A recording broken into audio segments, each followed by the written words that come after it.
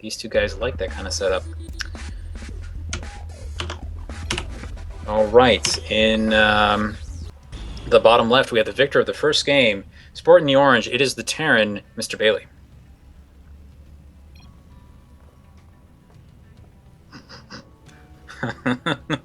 As the dwarves say, today is a good day for someone else to die. Throwing out the lull is his opponent, Manderson, aka 28, Blue Terran. Says he's used to Klingon. Today is a good day to die. Yup. There's a reference to that, of course. I actually believe MrBailey was referencing, I want to say Discworld with that one, but I'm not 100% certain, so don't quote me on that. For now, we can see that they have actually spawned in the vertical positions from each other. You'll notice that the players are actually somewhat closer to each other by ground, is the way that they would put it. If you look at the ramps kind of pointing in each other's, well, is it really by ground? I guess it is, because if you notice, I guess on this map, both directions are actually connected. On sometimes on maps, there'll be like a walkway in the middle or a walkway on the side, and then there won't be a walkway on one side. That's what we'd say by close by air. But this empty space you have in the main base is really what I'm working with in this one. You have all this space on the side where you can leave a drop and the person can't really see it. We'll see if Zero is able to look at that in just a second here. You can take, for example, down here in MrBailey's base. It's on the right edge, all this cliff face here. All this space can be used to hide a drop. So you would say, in some sense, that would be kind of close by air. Whereas close by ground in the other direction, just because the army has to come that way. Now, I'm just kind of babbling at this point. So believe me, probably not too super important. But, you know, if MrBailey does go for that big Doom drop again, the positioning is going to be a little bit better if he comes from this side rather than straight on.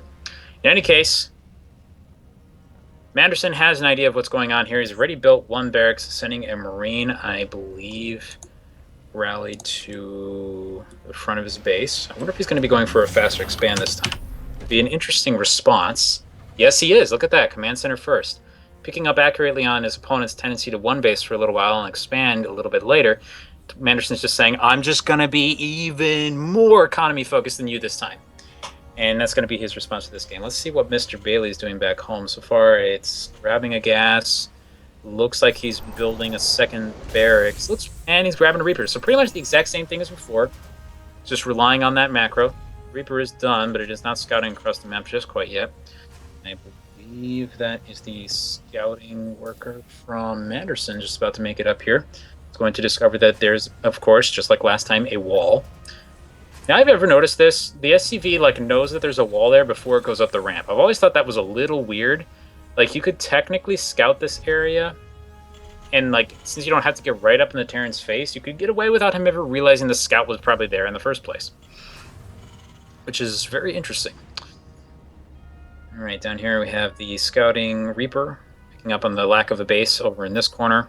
He'll be making his journey the rest of the way around the map. Meantime, we have the assortment of add-ons as well as the factory coming out from MrBailey, gas coming up from Manderson, and 2 more barracks. So pretty much just like before, going to be pushing into the mid-game with this. But significant advantage in worker production over at Manderson's base, presuming he can actually get all that money spent. And this is the tricky thing about doing this, is if you're having problems spending your money, as in, if you're me and you do this, you're going to find yourself in a situation where you probably just don't have much at all because you didn't spend your money. Now, I'm guessing Manderson's a little bit better at this than me. Oh, interesting. Going for what I believe is a barracks proxied outside the front of MrBailey's base. Now, I don't think this is going to do a lot of damage, but if anything, this is an engineering bay. My eyes are apparently terrible. My bad. In any case, that's designed to actually slow down the base, and this will a little bit. The problem is it's so late. If he was going for a really fast expand, it would be really effective, but what this is probably just going to do is MrBailey's going to be like, okay, what's that doing? And then he'll run his army down there and kill it, and it delays it for maybe 15 seconds. Second worker goes down. Reaper is going to get out of there, dodging the army very deftly, actually, getting out of there, and may actually pick up another worker in the process. This is actually not necessarily brutal from an economic standpoint. I mean, there's such an advantage in terms of time from the command center here that he's probably fine.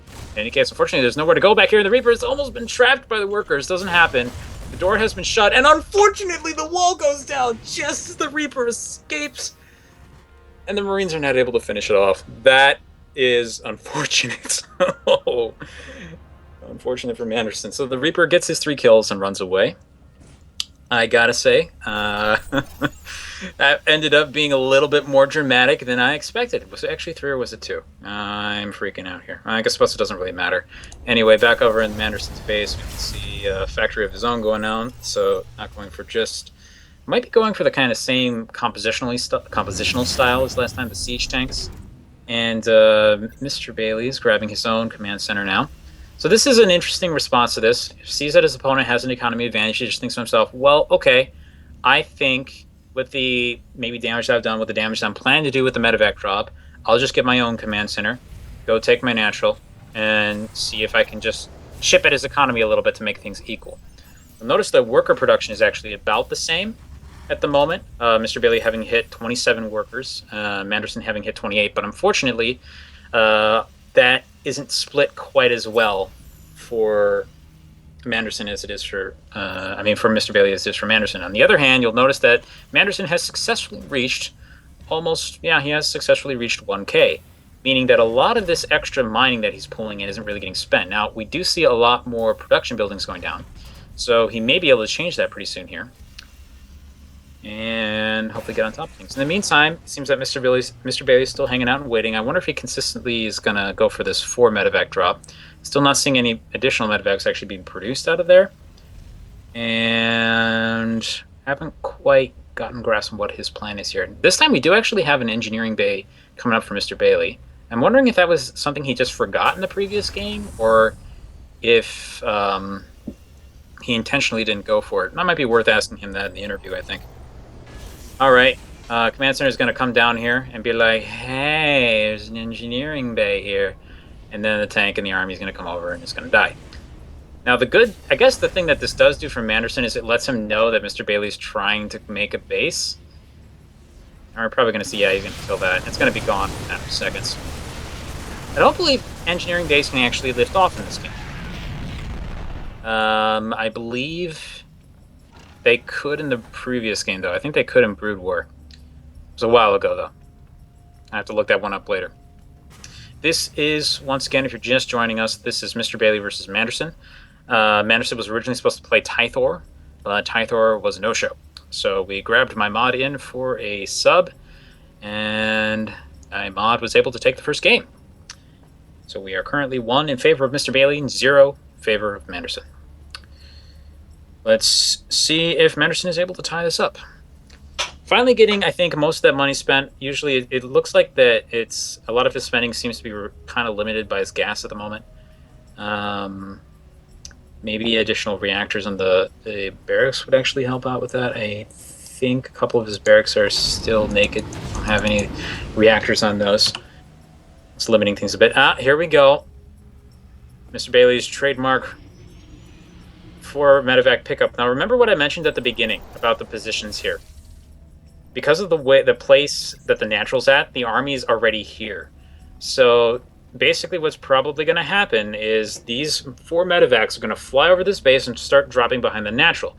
If Manderson's fast on his reaction here, he's going to probably kill a lot of this army off. And if not, obviously he'll take some damage, or you'll see MrBailey just speed boost over the natural and try to drop in the main. Nope, he's going straight for the natural. He's actually dropping in the mineral line itself. The attack has started, and all the forces were able to get out before the main direction of the attack. Now, the positioning is absolutely horrible for MrBailey here, as close to not able to more direction engage. He did some amount of damage to the worker line here, and unfortunately, the rest of the forces are completely cleaned up. The medevacs do make it out of there, and let's see what kind of... 11 workers killed by MrBailey. Obviously, I think it's 8 here combined with all the all the mules ever on the those coming out here. So it's a decent amount of damage, but given the amount of army power that he lost there, that's really not the advantage that MrBailey was looking for. And you can even see that down in the army supply. Manderson's now got a little bit of a lead there. He is behind on the workers. Those mules will help out with that for a little while here, but there is going to be a point of time here where he's not going to be able to. He's going to be a little bit kind of awkwardly behind. Now, here's the tricky thing as a Terran, or anybody else that uses drops or harassment of any kind. You do the initial harassment, it kind of goes okay. Do you continue to do more? Do you have to? Do you not? This is not something you're. Okay, this could be interesting. This is not something that is like immediately obvious. If you can do some more additional damage, you can get ahead. But if then another drop fails, then you're going to be in a really bad position. Now we have a couple barracks actually being built out in the front of this base, and the forces of Manderson are actually moving out right now. You'll notice a slight army advantage in Manderson's favor. I don't. Is that his entire army? No, it's not. So a couple of Manderson's units are actually still back home. Nope, he did bring the siege tanks. There we go. Okay, so unfortunately what's going to happen here is that there's no way this base is going to survive. It's most likely just going to get shot out of the air. Even if there's a quick reaction from MrBailey, he's actually able to cancel in time. So far, no. It actually looks like it might be finished here. The army's moving out, and the base goes down without a huge. Good news is he has so many minerals anyway that he's probably fine in that respect. Looks like he's sending out another SCV shot. Sees the army positioned, moving up the ramp here. There's a base in between the army and Mr. Bailey. No, once again, Mr. Bailey's forces are essentially force-fielded right now and are not able to engage completely.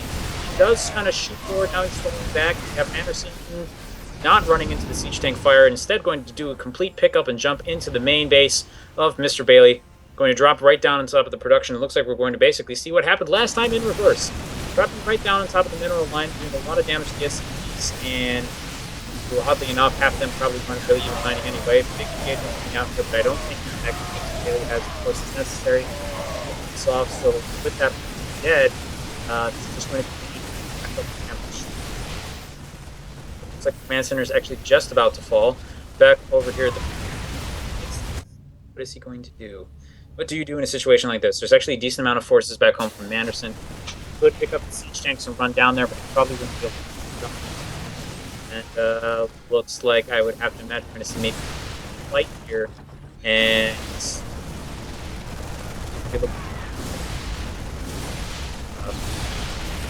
Mr. Bailey here. I don't know what we'll be able to do to get out of this one. It's going to be basically straightforward siege tank fire is going to help that kind of capture. He still has a lot of his production. He has a lot of money, so if he can survive this long enough.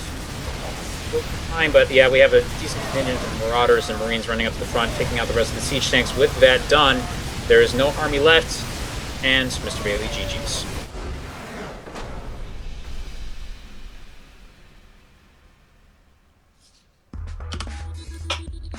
All right.